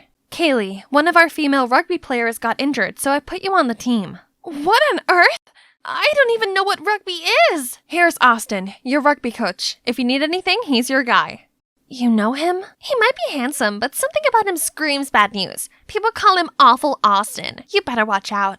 And she wasn't exaggerating at all. On the very first day, he already pushed me to my absolute limits in training, that I almost passed out. In the agility ladder exercises, I got my feet tangled up in the line and fell to the ground. But instead of a hand, all I got was his soulless look. Then one time I missed the ball, causing it to hit another player. Hey, is this a joke to you? Do it properly. Keeping all Celine's words in mind, I zipped my mouth up and ignored him, who was definitely a boy. Oi, what's the attitude? You're bringing the whole team down. See? Cat got your tongue? Faking dumb doesn't work here. From tomorrow, extra training, no excuses. Beatrix was right. He was a devil. I was dragging my aching body home after training when I noticed a cute cat and stopped to pet it. The cat ran away, so I followed it and ended up at the back gate of the school, which was totally off limits. I've never been here before. Whoa, look at this beautiful mural. It's so mesmerizing. What you doing here? Awful Austin? Anyway, did you paint this? It's amazing. Of course not. Stop prying. He was such a terrible liar. But to be honest, I didn't expect some jock like him to be interested in art, let alone actually be good at it. What are you two doing here? Don't move! Oh no, the guard has spotted us. Austin immediately grabbed my hands and started running. We hid in a small alley, and he pressed me against the wall with his strong arms. My heart was racing like crazy, and I could feel his too. We were so close that our faces were only inches apart, and the warmth of his breath made me blush even more, so I accidentally let out a squeal. Thankfully, before things could get any more awkward, the guard was gone. Don't even think of breathing a single word about this. Weirdly, this time his words didn't hurt at all. Maybe because I knew beneath his tough jock exterior, he had his own secret, just like me. I like your painting, so no need to hide it. Austin stopped for a bit, then kept walking, but I'm sure I caught a smile. After that day, he started to behave quite differently, more gently. He no longer went berserk at me, but helped me get through the training instead so I could catch up with the other players. I just had my first successful kick. Yay! I turned around to cheer with Austin, but out of nowhere, the ball came hurtling right at me, and he instantly caught it with one hand, while the other held me by the waist. Okay, that was awkward. This week, there'd be a senior prom at school, and Beatrix insisted we go. Of course, I gave her a no, but she was literally a leech, so I had no other choice. Wear this, Kay. It's a matching set. It'll be so lame if I wear this alone, please. Fine, but only 'cause you've given me no choice. Yay! Love ya! Eek! Wow, it smelled so good. What if I put it on? But wait, what about Selena? Forget it. It's not like she'll be at the prom. YOLO! I stepped into the ballroom with this gorgeous outfit on, my blue eyes, and the necklace my mom gave me. Everyone jaw-dropped as soon as they saw me, and that's when I noticed Austin coming towards me. Hey, you look different tonight. I mean in a good way. Wanna dance? Sorry, girls' time. Kaylee, look at the tasty food corner. Told you we had to come here. Oh, Beatrix, my friend here is starving. Can you show him where to grab a bite? Wow, sure, handsome. We have cupcakes, biscuits, and even brownies. Isn't this called choosing boys over friends? Good for her, anyway. Then Austin gently led me in the waltz. He looked exactly like a prince from a fairy tale. As we fell in step, letting the rhythm control our movements, I felt my whole body tingle. The sparks were definitely flying. But suddenly, the music changed into trance. We looked into each other's eyes for a second, then, hand in hand, ran across the crowd until we got outside. I could never imagine a tomboy could become like this. Actually, I'm not a tomboy. What do you mean? That's when I decided to tell him everything about how I was obsessed with girly things, but had to suppress it all my life. It felt so good to let it all out after burying it the whole time. And Austin was such a good listener. Wow, Kaylee, I'm so sorry. Actually, I've also had to hide my passion for arts to help my father's business too. So what you said to me the other day really opened up something in me. So things were not easy for him either, huh? Suddenly, he pulled out a sketchbook and started drawing me. I wish this moment would last forever. His face then went all serious, but not in a cold way as usual, but instead beaming with passion. Our eyes met, and I thought my heart was going to jump out of my chest. And yes, I hoped this moment would last forever too. Then suddenly, he leaned closer to fix my hair. I was ready for a kiss. Then, Kaylee! Selena? How did she find out about this? Man, you know what's coming next. I can't believe you'd be this reckless. You're not my mom, and not every boy is like my dad. You were wrong. Mind your manners. Get changed now. Right then, Mrs. Sanchez came to interrupt us. Hang on, are her eyes blue? And what's this? Don't mind her. I bought this half price at the swap meet, ma'am. Then she signaled for me to flee the scene. If Mom were here, she'd understand the way I feel. Blinking back tears, I suddenly felt a warm hand on my shoulder. Are you alright? I saw you leave with Austin. Did he cut your hair? It looks shorter. I'm okay, Beatrix. Oh wow, I have a similar necklace that my dad gave to me. This was from my dad too, except that I don't actually know who he is. Maybe your dad is my dad? 0 for the joke, Beatrix. Oh, but why did Selena lie about the necklace to Miss Sanchez? So I went to find Selena right after, and she told me the most shocking thing ever. Beatrix's dad, the former master here, was actually my dad. He seduced Mom, who used to be a maid here too. When Mrs. Sanchez found out, both of them were kicked out of the house. Then knowing Mom was having me, he dumped her right away. Selena was afraid Mrs. Sanchez could see Mom in me, and so she had to force me to disguise myself. Wow, this was seriously messed up. Keep your identity a secret by all means or we're doomed. Understand?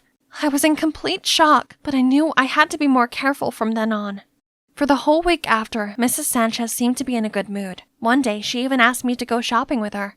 But a wedding dress studio? Is there a wedding coming, ma'am? Yes, and it's yours, you filth! You have to pay for your mom's karma for stealing my husband! So, she knew everything? I tried to bolt away, but immediately got caught.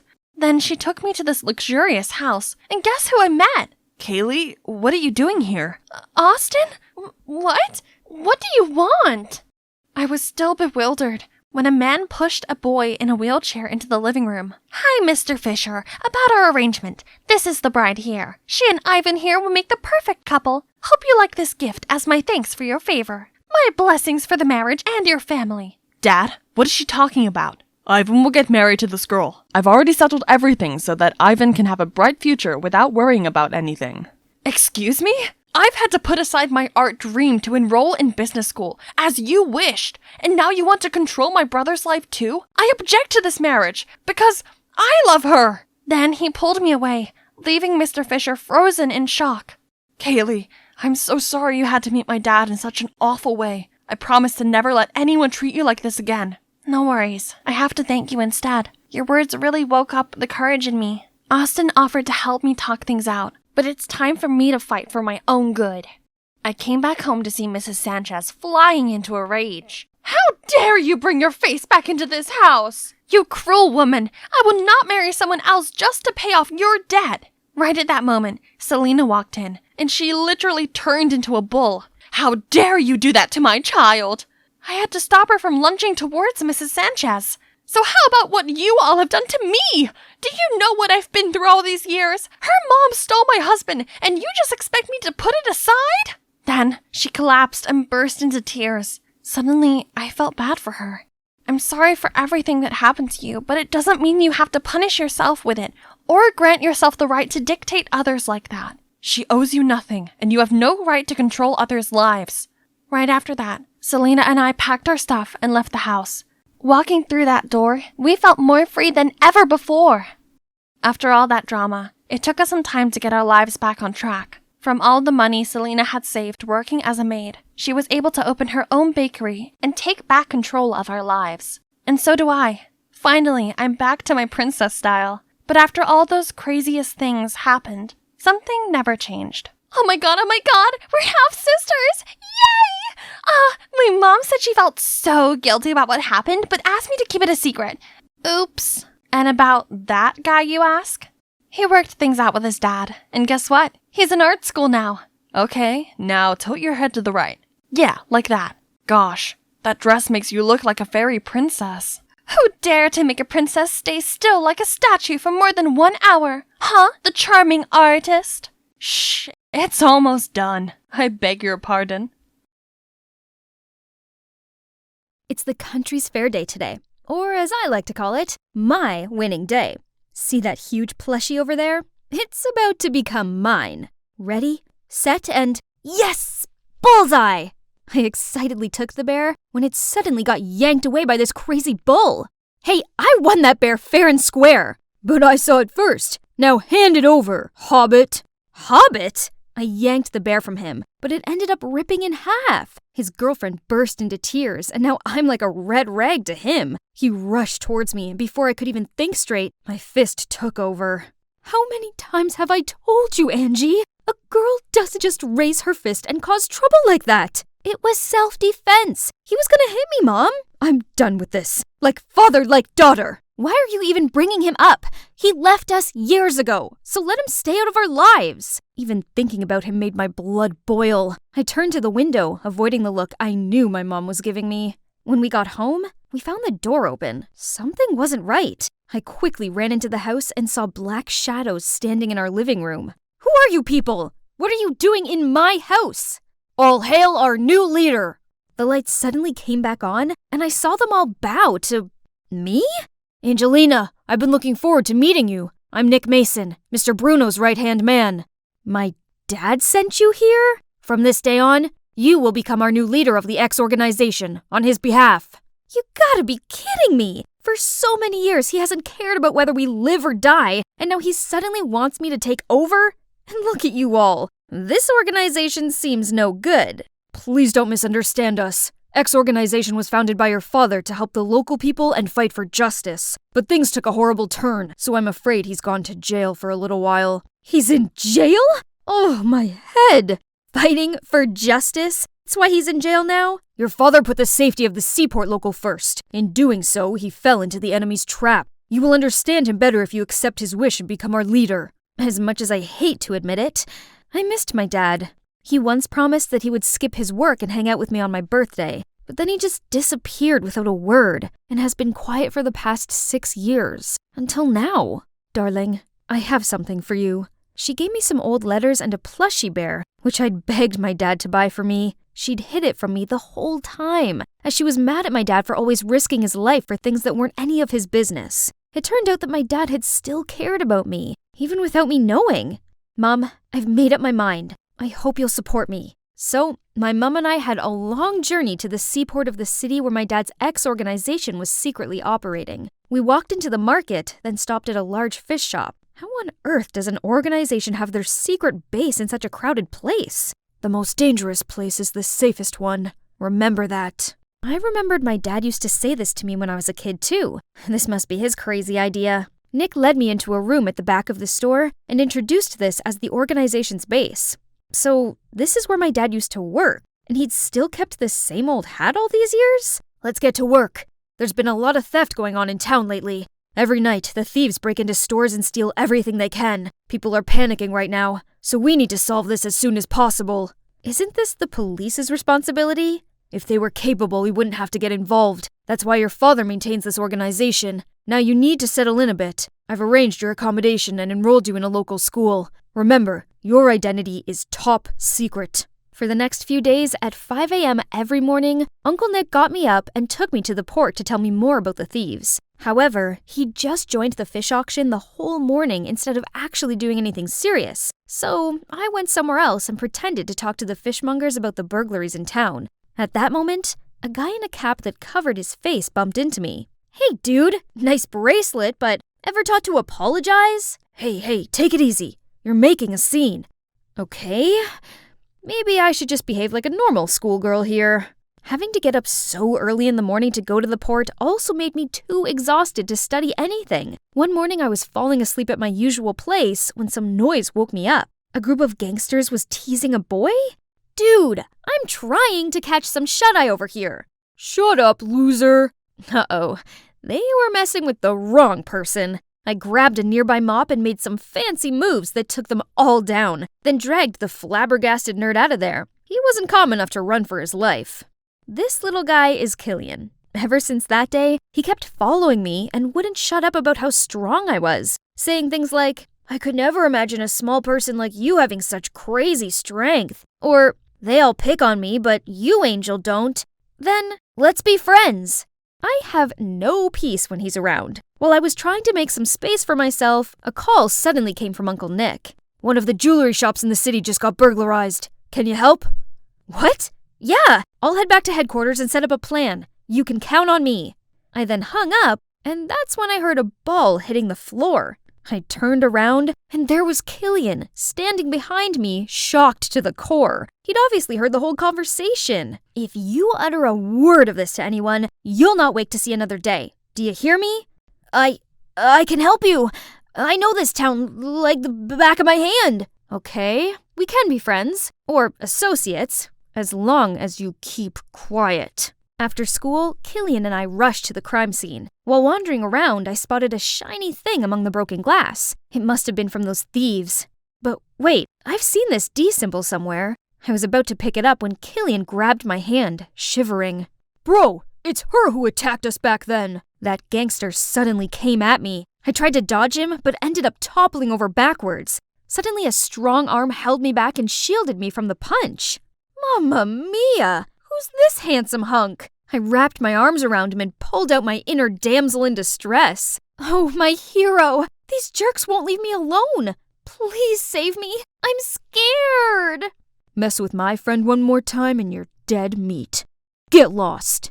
He turned to me, making sure I was okay, then parted way.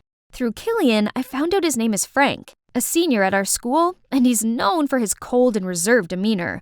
Definitely my type of guy. But wait, what about the bracelet? I returned to the broken glass window. The bracelet was nowhere to be found. At school, all students were constantly talking about these recent burglaries. Everyone was worried about who would be the next victim. When will all this nonsense stop? I wonder who their next target will be. Don't you see? The recent victims were all the big shots in town, and the crimes were all on the days the police weren't out patrolling. So then, Graham's jewelry shop and Holden's boutique store could potentially be their next target? That makes sense! Wait, Frank? Now that you're here, I feel so much safer. It'll probably be Holden's because Graham already added a new security system to his shop. Please stop fiddling with your hair like that. Good observation. The police don't patrol the port tonight, so they might make a move. So stay still inside, will you, sweetie? Aww, but his sweetie's still gotta watch Holden's shop and catch the thieves red-handed tonight. An hour had already passed, but nothing had happened. Right at that moment, Nick received a phone call that Graham's shop had just been robbed. The thieves broke the security system and everything had been taken. Nick snapped at me for acting impulsively without having any clear evidence. But this felt so sketchy, though. Holden's store was way more vulnerable. It's like they knew we were waiting to ambush them here. A few days later, while I was patrolling around the shopping street, Killian informed me that there was a suspicious masked man sneaking around the pearl shop. I immediately dashed there, right at the moment he was breaking the lock. In the blink of an eye, I kicked him, knocking him to the ground. Angelina! Holy crickets, are you okay? I looked up to see Frank running towards me. The thief immediately rose up, causing me to fall back, then fled the scene right away. Catch the thief, quick! Frank and Killian darted past me and followed the guy. I waited for them at the harbor, but only Killian came back. Sorry, Angelina, but I have to say this. There's something fishy about Frank. I think he's on the thief's side. Oh, come on. Are you jealous of him? How do I know you're not their spy? What do you mean? You've been acting suspicious from the get-go. You wouldn't leave me alone for a sec. And remember how you listened in on my conversation with Nick? And what about when you made me so sure it was Holden's shop that would be the next target, And now you're blaming Frank? You're so wrapped up in that jerk. I saw him purposefully let that thief go. When I was about to catch up to him, Frank suddenly stopped, making me crash into him. Then the thief got away. That can't be. He's always there to help me. I'm the one who's always backing you up, but you only see that fraud as your hero. Just forget it. Wait, I had no idea who to trust. It was all so confusing. Right at that moment, I got a message from Frank asking me to go to this Meteor camping place, as he had something important to say to me. Okay, it was time to confront him and get the truth. I rushed there as fast as I could, only to find nobody? I looked around and noticed this suspiciously lit up tent. The tent flaps suddenly opened, and a shadow bolted towards me. Hey, calm down. It's me. I opened my eyes to see Frank in front of me. He'd set up this whole place for me? Frank suddenly took my hand and confessed. Angelina, I've fallen head over heels for you. I was wondering, will you be my girlfriend? Together, we could be a power couple, with your X organization and my Darkwalkers clan backing us. How do you know I'm related to X organization? I've been watching you since that first day you wandered around the fish market with that old Nick. Remember this bracelet? You almost got me that time. You shameless, rotten, stinking skunk! I even trusted you over Killian! Oh, come on. It's not my fault you fell for me and betrayed your best friend. You and I are more alike than you think. It's only fitting that we become a team. Enough! Listen carefully. I'm never going to team up with a dirtbag like you! How did you... Guys, take her! From the tents, Frank's minions came out one by one and surrounded me, then gradually tightened the siege. Let's see who's the boss now. Oh, no, I fell into his trap. Those punks held a rope ready to tie me up, but right at that moment, I heard a car engine approaching. Is that Killian leading Nick and the X organization? He jumped out of the car, ran past the minions and Frank to get to me. Angelina, are you all right? You're not hurt anywhere, are you? I shook my head and felt so touched. He'd come to save me. I thought you were mad at me. I was, a little bit, but I couldn't let you do all this alone, so I went to Uncle Nick. Behind Killian, Uncle Nick and the team had seized all the thieves and their ringleader Frank. Now they'd spill all their dirty secrets in front of the law. It turns out, my dad was about to expose the Darkwalker clan for their evil antics when they framed him for intentionally causing injury and put him behind bars. Since I became the new leader of X, Frank had been trying to seduce me so he could manipulate the organization. Finally, though, my dad was found innocent and released. Mom and I welcomed him home with open arms. I'm so sorry for leaving you behind. I was afraid I would put you in danger. It's all right, Dad. You must have had a hard time, too. I'm sorry for taking so long to realize how proud I am of you. I missed you so much. Dad was super impressed with what we had accomplished for the organization. He even decided to let me continue to be the leader, all the while supporting me and teaching me his tricks. And I know for sure everything will turn out okay, especially with this guy by my side.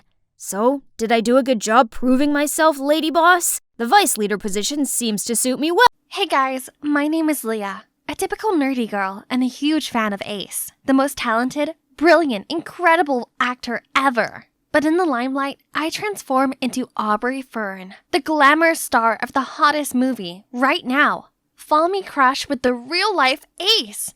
How is it possible? Well, I just got really lucky.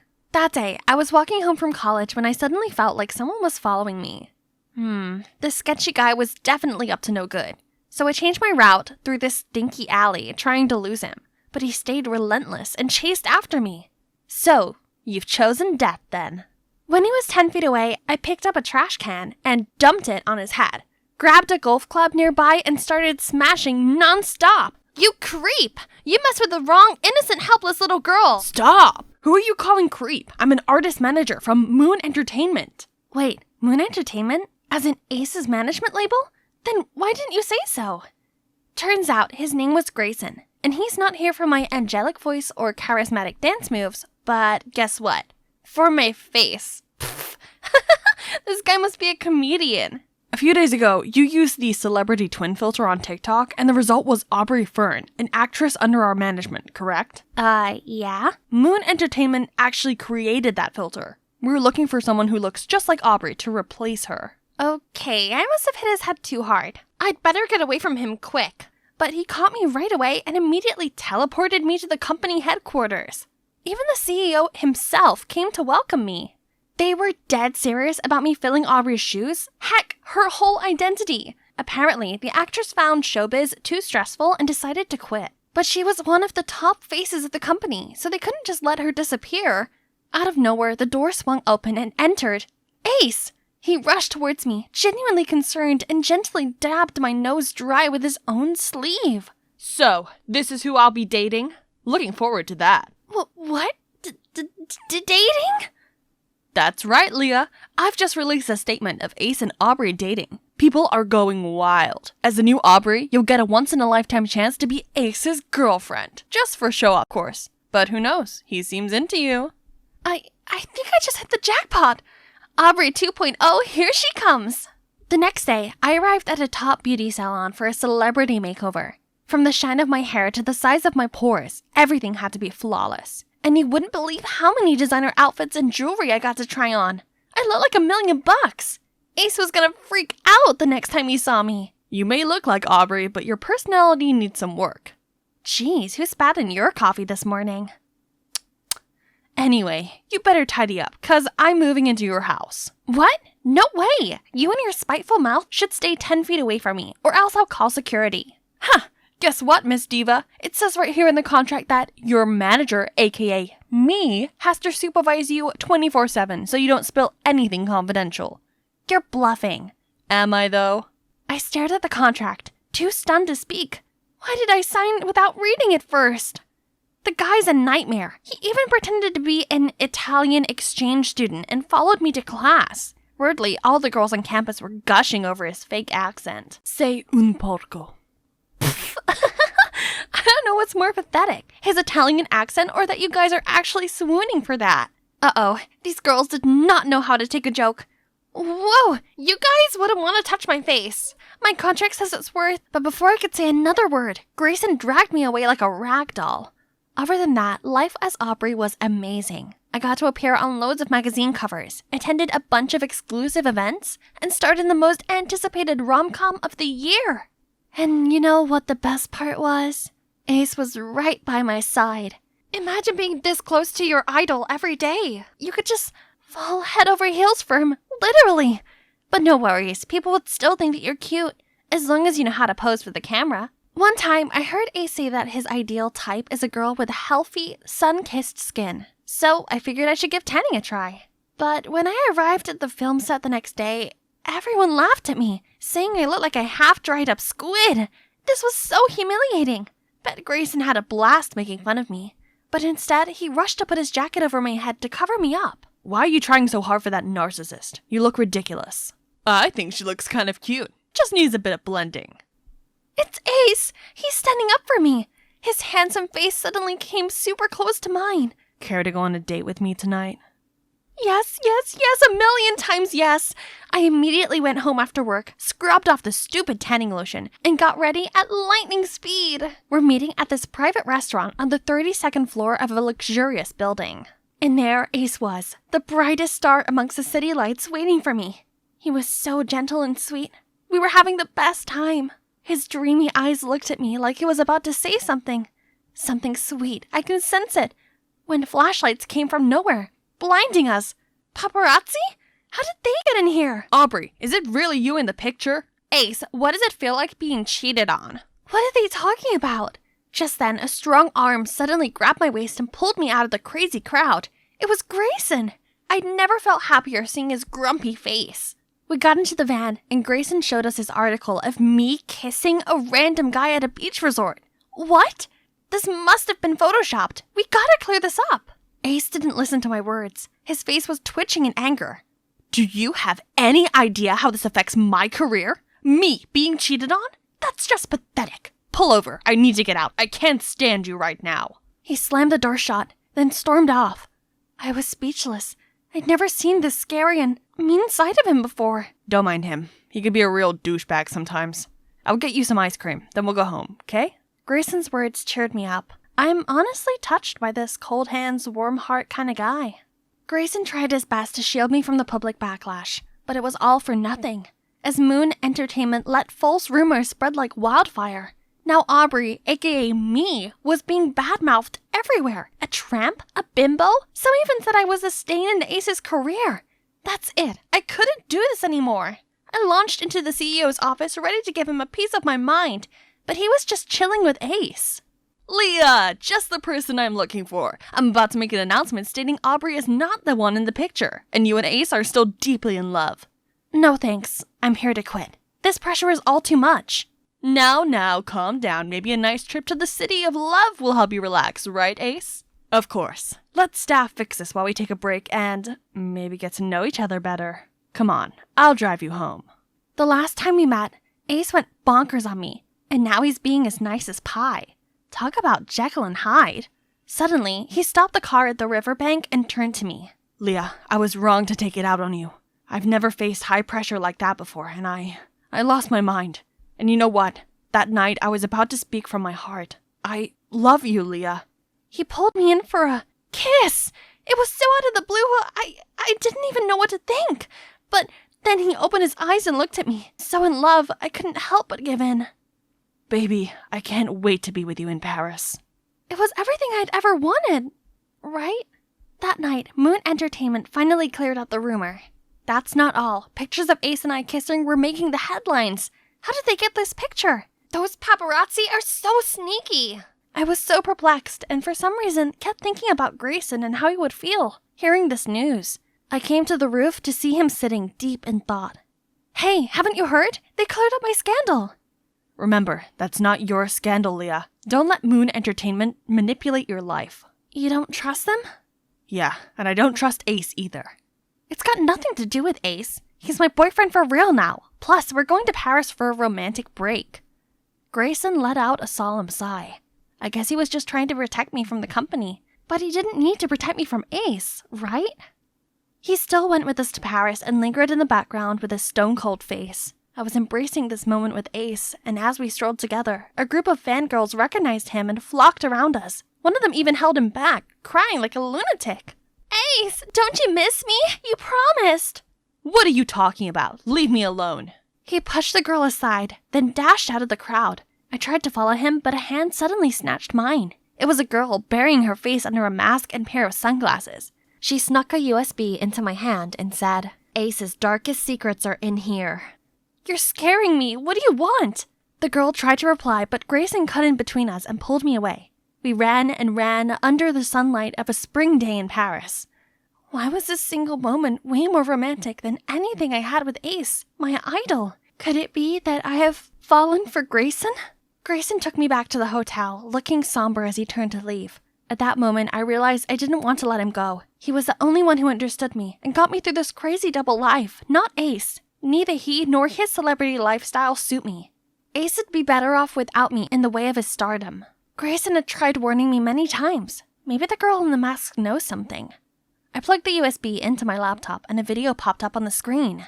There's proofs of Moon Entertainment manipulating the media all these years to cover up for Ace's scandalous private life. Dark things us fans have never seen before. His anger issues, his drinking problem, his cheating scandal? I scrolled down to see a dozen pictures of him with different girls. Kissing! And they're not just random girls, but his actual fans. I know them. Look, it's the crying girl this afternoon. And this one is a well-known admin of one of his fan sites. This was unbelievable. He'd been playing his entire fandom for fools. Right then, I heard grunting sounds coming from the balcony. Someone was trying to climb into my room. Wait, the stranger who gave me the flash drive? For all I knew, she could be a dangerous stalker, given all this proof she somehow had.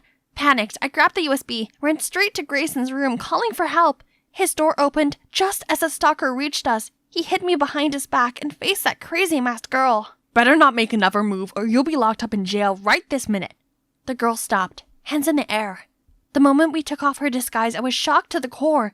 It was Aubrey. I know this seems crazy, but please listen to me. What you saw in that USB is the truth. Ace's manager provided me with it. What USB? And you didn't choose to leave the industry? The CEO even made all the staff delete your contacts and basically erase your existence. That snake has been lying to you all this time. I didn't quit. I just wanted a little time off to deal with my mental health. So I went on a digital detox for a while. When I came back, I found out I was already fired without a reason and replaced by a lookalike. I was so devastated I didn't know what to do. Luckily, Ace's manager reached out to help me. He's witnessed Ace's true face, and he despised it. But Moon Entertainment's trapped him in a contract lasting till the end of Ace's career. There's no way out for him until now. His manager has been secretly collecting and sending me evidence, then told me to come to you, because you're also one of their victims, just like us. Gosh, this was unbelievably messed up. You know where he went after our encounter this afternoon? I shook my head in confusion, as she showed me a video of Ace making out with one of the girls earlier at a party. How could he be so shameless? Did us fans look like fools to him? No need to hesitate anymore. I'll take this douche down, in the name of his devoted fandom. I went on to play Ace's girlfriend both in the movies and in real life, while Aubrey used my identity to find a new part-time job as a monitoring staff at the National Broadcasting Station, the organizers of this year's Movie Sensation Awards. No way Ace wouldn't attend, since he was nominated for Best Leading Actor. Poor guy. He has no idea what's in store for him. And there Aubrey is. With the help of Grayson, no one even notices we've switched back. I've also managed to earn Aubrey the host position for this year's award. Now take a seat. The show has begun. And the Best Leading Actor goes to Ace! Classic Ace played out his surprised and emotional act when he got on stage. I would like to thank my fans for the support they've given me all these years. I'd be nothing without them. Yeah, right. Now mic off, lights off. Here's the evening's main event. Ace's true face as a deceitful womanizer. Everyone gasped and started whispering. I shine a spotlight on the audience and a girl stands up. I'm one of the girls in those pictures. He told all of us girls he and Aubrey are just a publicity stunt so that we would date him in secret. I was his photographer once, and he literally screamed at me for 20 minutes because I didn't get his good angle. I'm a bartender at his frequented bar where he gets wasted, hits on girls, and starts fighting with random guys every day. The audience start booing and throwing things at Ace. The cherry on top is that this whole fiasco is being broadcasted live worldwide. It's safe to say no one will ever be fooled by this douchebag again. Which means my work here is done. I go outside to see paparazzi and fans swarming around Aubrey. She handles them so gracefully it looks effortless. The limelight isn't for me, and that's fine. I'm glad I'm back to being a normal girl who doesn't have to care about public opinion. Best part is, I get to date my idol manager boyfriend over there. I'm thinking a nice home-cooked dinner to celebrate our successful plan. And our 1-month anniversary as well. What do you think?